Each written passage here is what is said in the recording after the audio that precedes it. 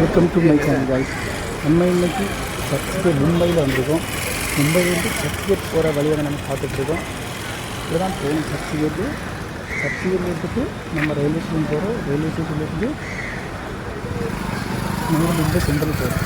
எப்படி சர்ச்சுகேட்டில் எஸ்பிஐயோட பெரிய main head office இங்கே தான் இருக்குது. எஸ்பிஐயோட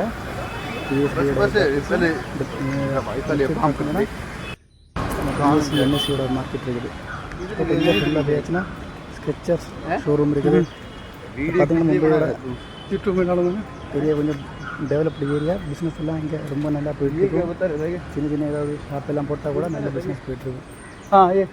சரி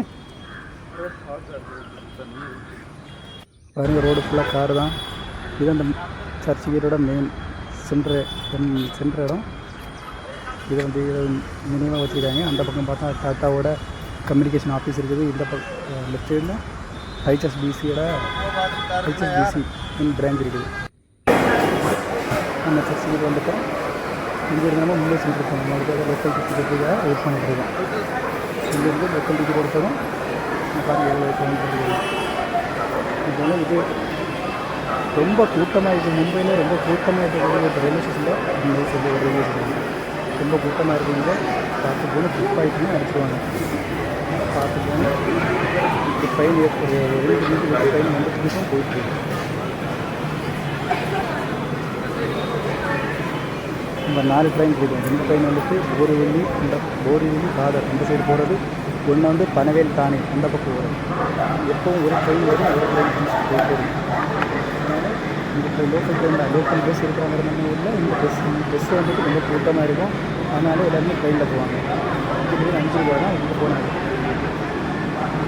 அதே லாஸ்ட்டு தாதர் பனவேல் என்ன போனால் 30 ரூபா இங்கேயும் போனாங்க.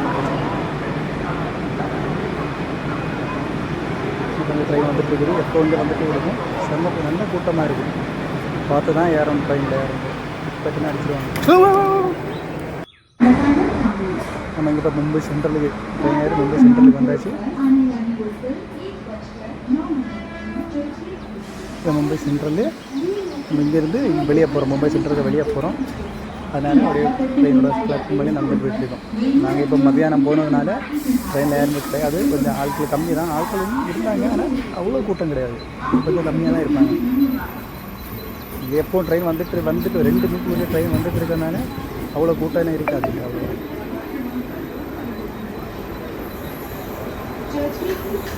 நம்ம நடந்து போயிட்டுருக்கு. நேராக மும்பை சென்ட்ரல் பிளாட்ஃபார்ம் வழியாக ஏறிட்டு இது வந்து லோக்கல் ஸ்டேஷன் ஸ்டாப் தான். மெயின் ட்ரெயினோட ஸ்டாப் வந்துட்டு அந்த பக்கம் இருக்குது. அதனால் இன்னும் 20 ஸ்டெப் வழியாக மேலே போயிட்டு தான் அந்த பக்கம் போக முடியும். கீழே போயிடுச்சுன்னா போலீஸ்காரன் உடனே ஃபைன் போட்டுருவாங்க. எனக்கு ரூல்ஸ்லாம் ரொம்ப பார்த்துட்டு இருப்பாங்க. எப்போ கீழே இருக்காங்க உடனே பிடிச்சிருவாங்க. எப்போ போலீஸ்காரன் இருப்பாங்க, பிஎஸ்எஃப் CRPF காரங்க இருப்பாங்க. அப்புறம் ரயில்வே போலீஸ் நிறைய இருப்பாங்க. மும்பை போலீஸ் ஸ்பெஷல் போலீஸ் எல்லாம் மாட்டிச்சுன்னா ஃபைன் எல்லாம் உடனே போட்டுருவாங்க. அதனால் நம்ம இந்த வழியாக மேலே போகிறோம். மேலே போயிட்டு மும்பை சென்ட்ரல் இங்கே போகிற டிக்கெட் ரிசர்வேஷன் பண்ணுறது நம்ம போகிறோம்.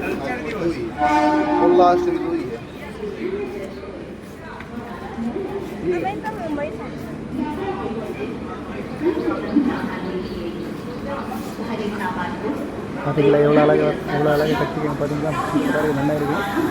நல்லா நீங்களும் ஒரு டைம் வந்து பாருங்கள். பார்க்கக்கூடிய இடம் தான் இதெல்லாம். மும்பையே பார்க்கக்கூடிய இடம் தான். இது சூப்பராக இருக்கும். வேறு மாதிரி வந்து பாருங்கள்.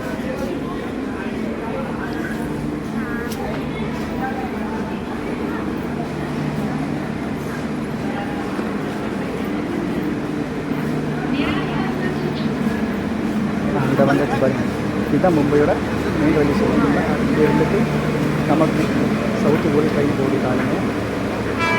அவ்வளோதான். வேறு ட்ரெயின்லாம் வந்துட்டு தேஜஸ் இந்த பக்கம் தான் போகும். டெல்லி இந்த மெயின் போகிற வந்து தேஜஸ் தான். தேஜஸ் அப்புறம் ராஜ்தானி 2 தான் டெல்லி போகிற ட்ரெயின். இங்கே தான் ஒரு ட்ரெயின் வரும், ஒரு ட்ரெயின் வரும், ஒரு ட்ரெயின் போகணும். மீனா போகிறது டெல்லியோட ஸ்டேஷன். டெல்லி மட்டும்தான் மீனா மக்கள் ரொம்ப கம்மி. எவ்வளோ அழகாக இருக்குது இந்த சென்ட்ரல் ஸ்டேஷன். நம்ம வெளியே வந்துச்சு. ட்ரெயின் வெளியே வந்தாலும் இங்கேயும் நல்ல கூட்டமாக இருக்குது. ரிசர்வேஷன் கவுண்டர்லாம் நல்ல கூட்டமாக தான் இருக்கும். நம்ம என்னோட ஒரு அக்கா போகிறாங்க.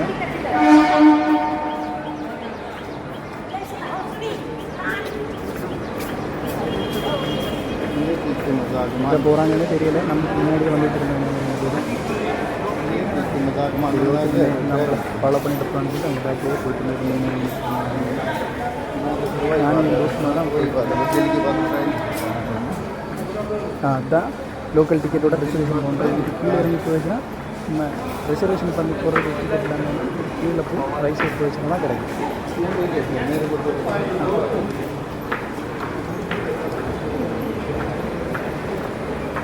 இல்லை பாருங்க சார், நல்ல கூட்டமாக இருக்கும் இந்த ஸ்டேஷன். அதனால் பிக் பாயிண்ட் அடிக்கிறதுக்கு ரொம்ப சான்ஸ் இருக்குது. ரொம்ப சான்ஸ் பிக் பாயிண்ட் அடிக்கிறது.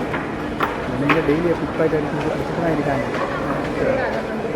அதனால் நல்லபடியாக இருக்கிற ஐட்டம்ஸ்லாம் நீங்கள் தான் சேஃபாக வச்சுக்கணும். நீங்கள் கம்ப்ளைண்ட் கொடுத்தாலும் கிடைக்கிறதெல்லாம் ரொம்ப கஷ்டம். ஏன்னா இங்கே அவ்வளோ ஆட்கள் இருப்பாங்க, கூட்டமாக இருக்கும். எல்லா ஸ்டேஷனுமே காலமே 7 மணிலேருந்து 10 மணிக்கு நல்ல கூட்டமாக தான் இருக்கும். மும்பையில் இருக்க எல்லா ரயில்வே ஸ்டேஷனும் அப்படி தான் இருக்கும். அதுவுமே கூட்டம் இல்லாமல் போனீங்கன்னா நீங்கள் 10 மணிக்கு அப்புறம் தான் போகணும். ஏன்னா ஆஃபீஸ் டைம் போகிறது அப்படி தான் இருக்கும். இல்லாமல் ஈவினிங் 3 மணிலேருந்து ஸ்டார்ட் ஆகிடும் கூட்டம். இந்த க்ரௌடாக இருக்கும். நம்ம मुंबई सेंट्रल वर्क इधर मुंबई सेंट्रल मेन स्टेशन. यहाँ हम पहुँच गए अभी मुंबई सेंट्रल. इधर स्टेशन ये देख मुंबई सेंट्रल का पूरा रेलवे स्टेशन. राजधानी ट्रेन पता हेल्प डेस्क இருக்குது. உங்களுக்கு மசாஜ் பண்ண மசாஜ் பார்லர் இருக்குது. மசாஜ் பண்ணால் பண்ணிக்கலாம். இதுதான் மும்பை சென்ட்ரலோட ஃப்ரண்ட் ஏரியா. இது பெரிய ஒரு பில்டிங் இருக்குது, அப்பார்ட்மெண்ட்டு. இதுதான் மும்பை சென்ட்ரல் அவுட்லெட். हाँ शराब का भी निकालना नहीं निकालना. இங்கே நம்ம டிடியை பார்த்தேன், சென்னை பிளேயரு. அவர் இங்கே தான் ஒர்க் பண்ணுறாராம். அவர்கிட்ட என்ன பேசினா ரொம்ப சந்தோஷம்.